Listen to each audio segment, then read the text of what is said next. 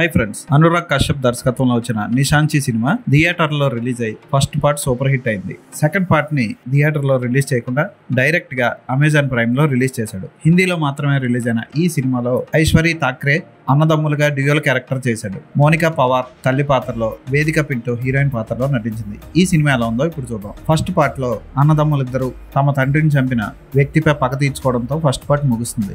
పెద్ద కొడుకు జైలు పాలవుతాడు, చిన్న కొడుకు తల్లితోనే ఉంటాడు. అయితే లక్నోకి వెళ్ళిపోయి ఉద్యోగం కోసం ప్రయత్నిస్తూ ఉంటాడు చిన్న కొడుకు, తల్లిని బాగా చూసుకుందామని. అలాగే రింకుకి ప్రైవేట్ ఆల్బమ్ లో డాన్సర్ గా ఛాన్స్ వస్తుంది. ఆమె టీచర్ గా మారిపోతుంది. 10 ఏళ్లు జైల్లో ఉన్న డబ్లు మధ్యలోనే తిరిగి వస్తాడు.